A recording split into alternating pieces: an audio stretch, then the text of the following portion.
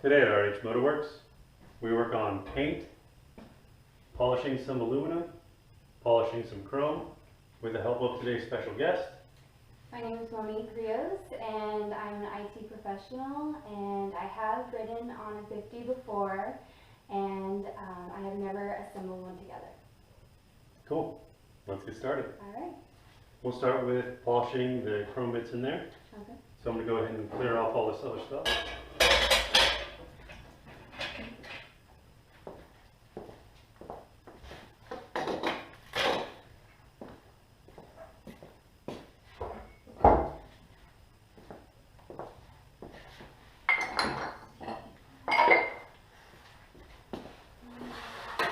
You can go ahead and take some of those parts out and lay them out on the bench. Okay.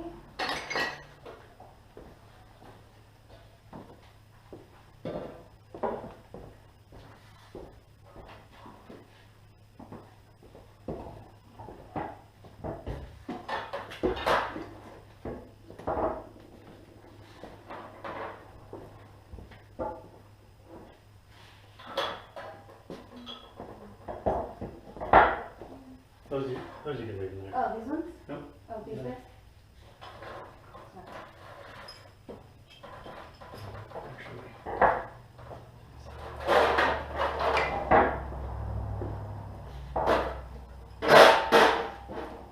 So step one, some sort of cleaner, and we want to clean all the parts, get all the dirt and debris off of them to start. So you want to get started on that? After everything's clean, we're going to use this Turbo Wax chrome polish. I seem to have the best luck with this stuff. Once we get to there, we'll have more details. In the meantime, I'm going to peel off these stickers here, hopefully.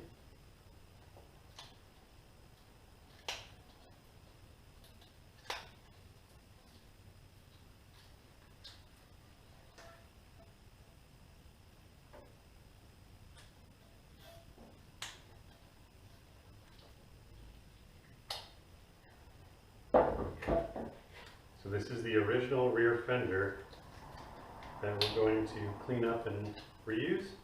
Okay.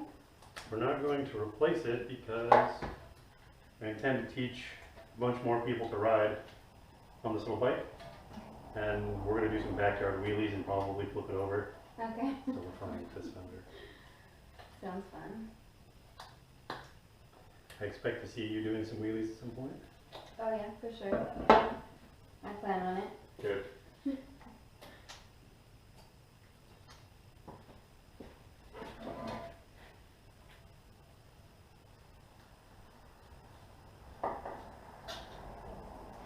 So for all this stuff too, like all this gunking, like how? That could just be how the metal is manufactured. Okay. These are inexpensive mass production parts. So that is probably on their new. Talking about the metal, not the dirt. Okay, so then that's fine. I just want to make sure I'm getting it.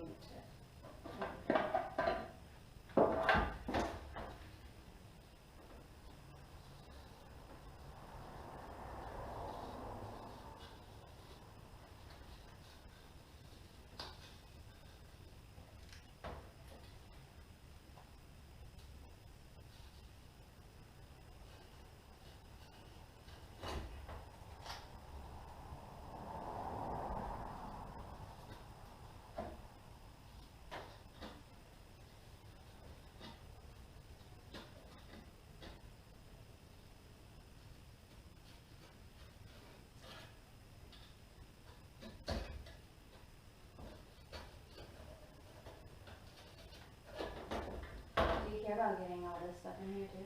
Nope. No?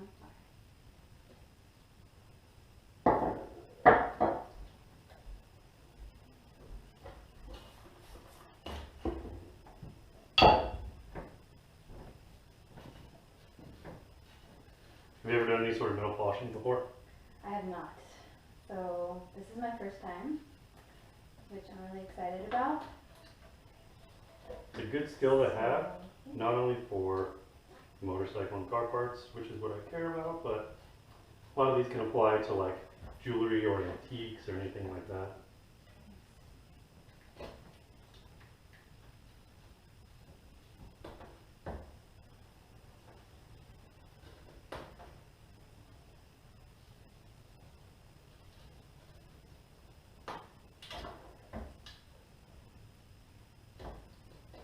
Okay, so how do these look?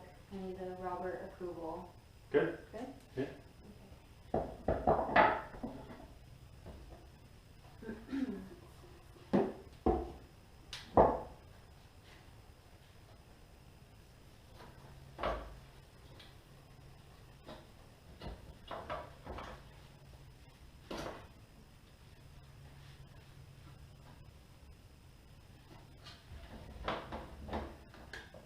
How many bikes have you actually restored on your own?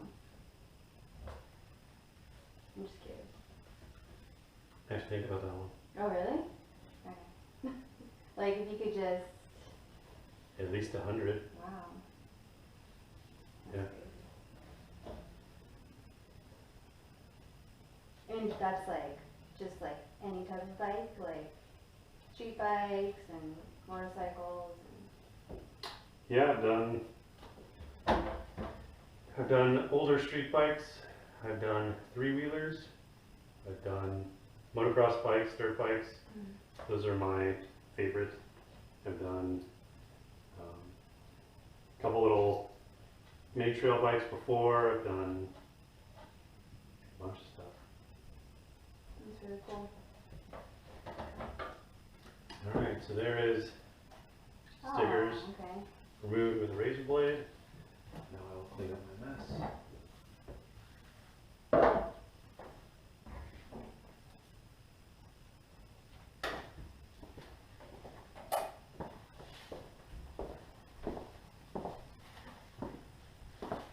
I think single cylinder air cooled little motorcycles are the best thing to get your foot in the door to any sort of bigger project.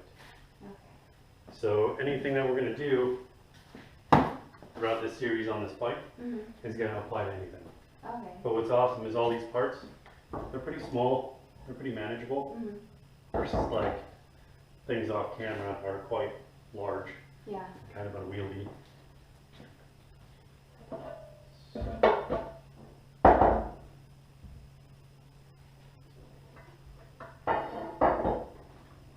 So if you're going to start learning, this is like how to learn. This is the perfect example.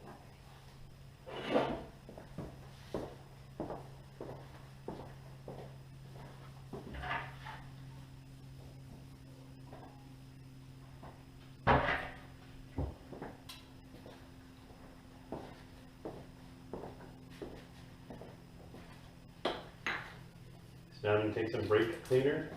I'm going to take some brake cleaner, spray it on a rag, and wipe the adhesive residue off this fender.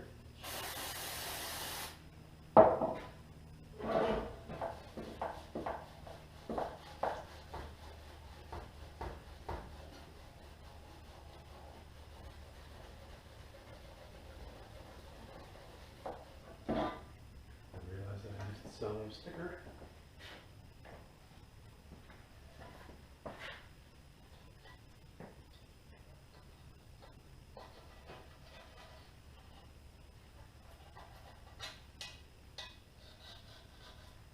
What's great about these little bikes is Honda made a ton of them.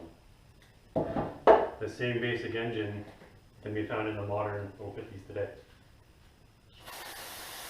There's no shortage of parts to keep them going forever.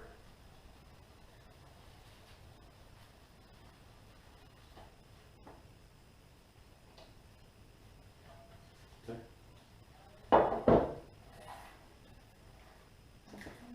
How do these look?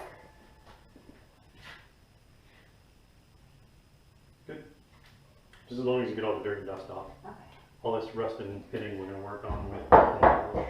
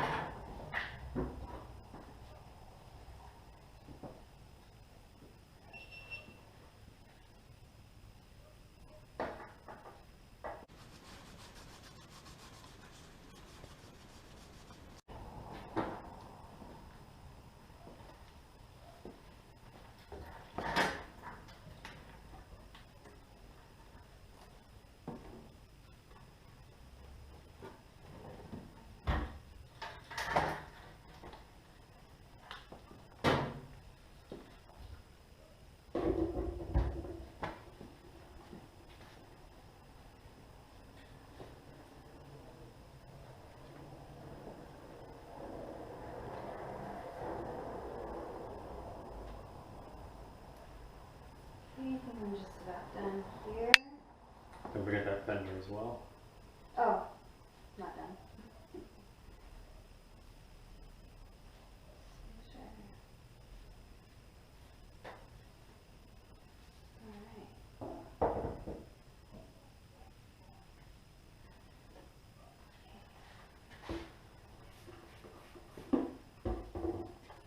So now I'm just gonna clean this up. Yep.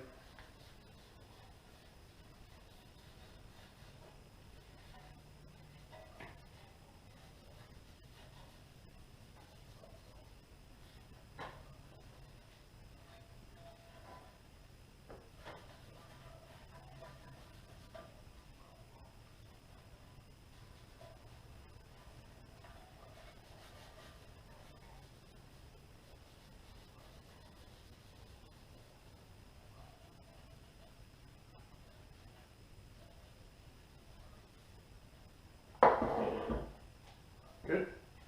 Let me just.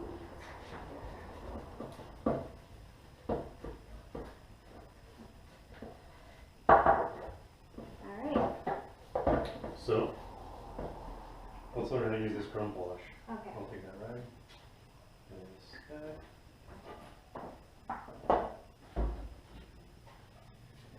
Just avoid a shake. You want a nice soft cloth like these, little microfiber cloth. I usually like to fold it into fourths. Take some of this product.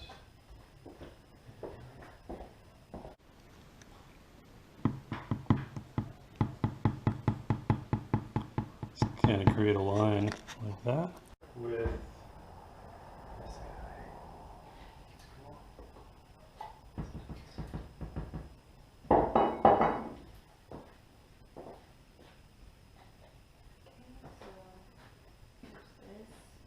And now, The line.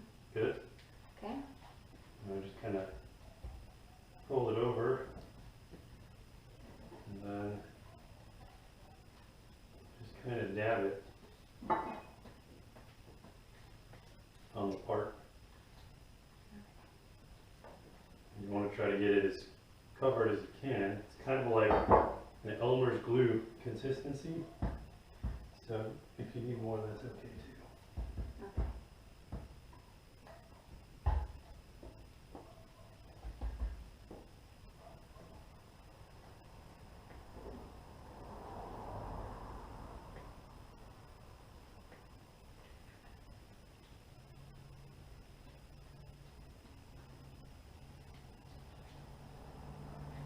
I could see like there's like a thin layer on there. Do you think that I need to put more in that? Like on the part that I already did? You will find out after it dries, Oh, okay. because we want this to dry on the surface. Now that we've got it down on there, set it off to the side, let it dry, and then you can start applying to the next piece. Okay. You might want some more.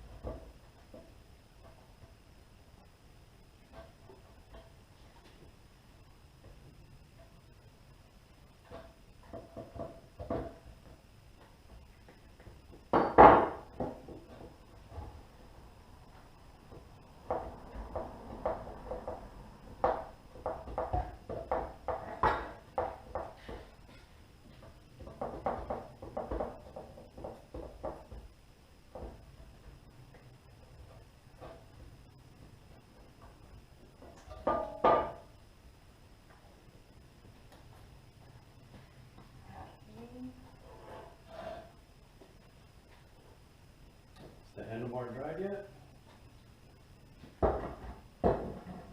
How do you tell? Like it just kind of looks like. Think Elmer's glue, so it should be some sort of. It'll be a light haze. Does it look hazy? Not. I think it needs more. To be honest with you. Okay, so go ahead and apply some more. Okay. Like I think I did this one better.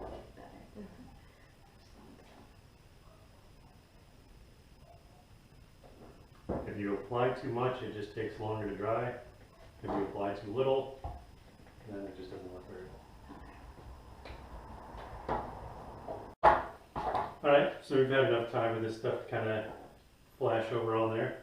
We're going to take a clean rag and just kind of basically scrub and wipe down the surface of whatever you just did. Okay.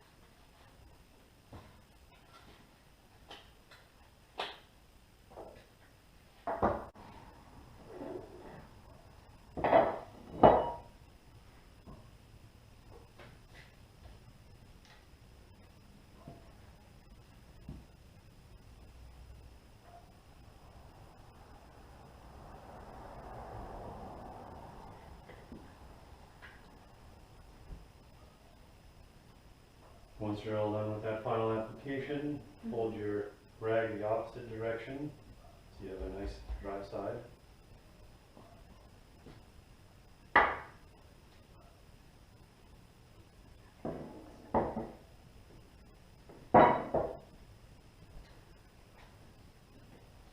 And then it'll be a couple minutes while this stuff dries. Okay. So we'll get set up for something else. We can tell that some of these spots are definitely coming back to shine, while others are still pretty heavily rusted and pitted. But not to worry, we've got a solution for that as well. Yeah, it definitely looks shinier. Looks better. Yeah. We can still do even better than that. Take care of that fender and then we'll move on to stage 2.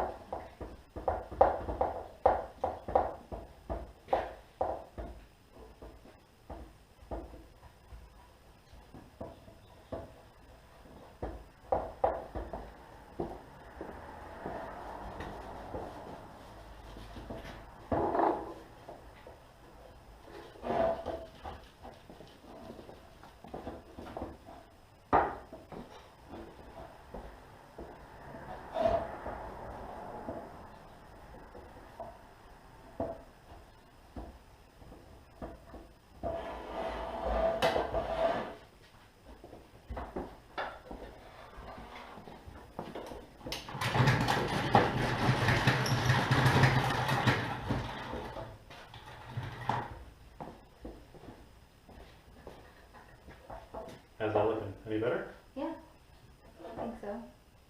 Definitely shinier. So we went ahead and got most of the surface junk off of this old chrome fender. We can do better. 3M metal finishing pad and WD-40. We're going to apply the WD-40 to the metal finishing pad, lightly go around the surface,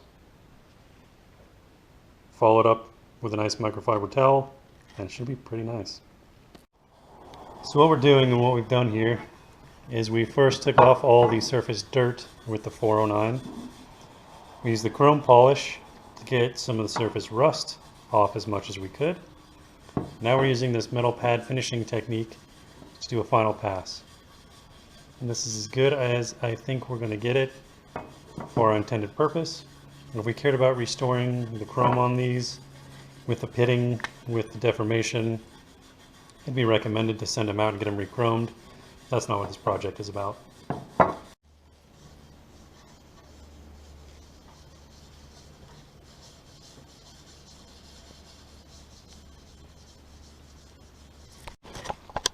So using this metal finishing pad technique, we were able to get the chrome looking pretty dang nice.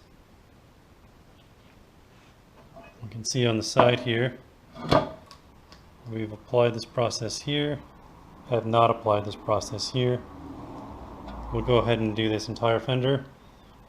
Good, looking good as used.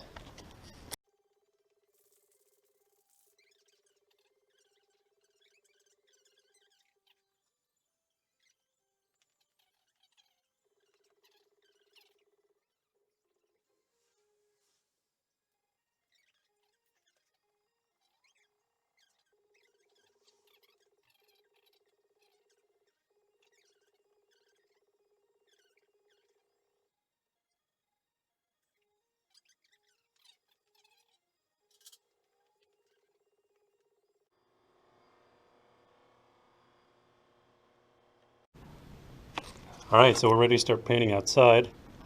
What I like to do is use a heat gun, warm up the parts that are pretty cold. They've been sitting in the garage overnight. I'll take my primer and my paint and I flip them upside down before shaking them, before using them. We're going to take the heat gun, we're going to warm up these parts, apply our primer, give that about 10 minutes to flash, flip, heat gun, primer, 10 minutes to flash, flip again, start applying our color. Our goal is to get all of our coats and painting done within an hour's time, then we'll be good. Easy enough? Yep. Cool. Got it.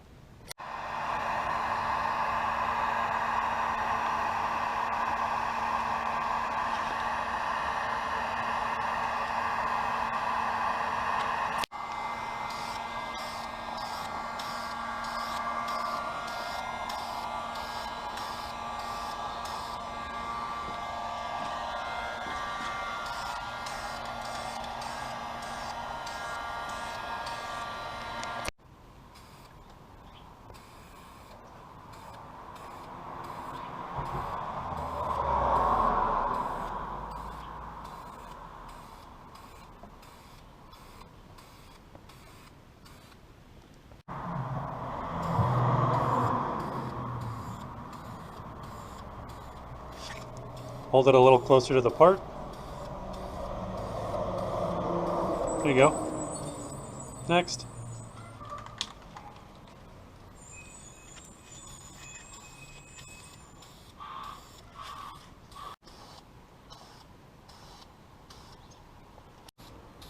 Do you know why you're learning on the back side of the wheel? Why is that? Because we don't see it. That makes sense.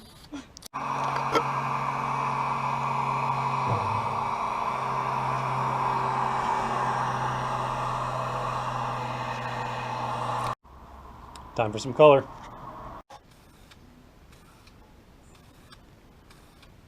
You can go slower than that too. Slower than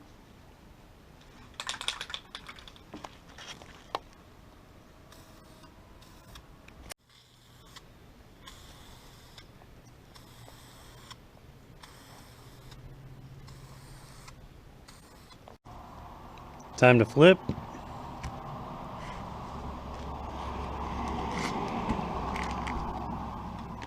And get the other side painted.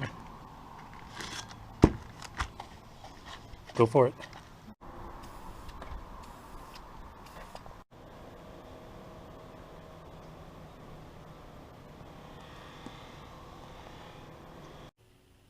All right, so we've got our chrome polished.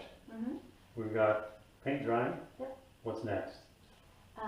Next we're going to polish these brake hubs and these here, and you're going to have to remind me what this is called. Brake backing plate. Brake backing plate. Yep, so we're going to polish the hubs, the backing plates, these little fork bits. Mm-hmm. All this stuff is aluminum, so we're going to hit up the polishing wheel on the other side of the shop and get to making these things look even better. Awesome. So I'll use the smaller camera and we'll do a quick zoom into this guy. Alright, so these brake hubs, we're going to get them polished up. We started making some progress on this one. We're getting a nice shine to it. We just need to put in the time, get some elbow grease in there, get these things shined up nice and pretty. Shut up and sit down.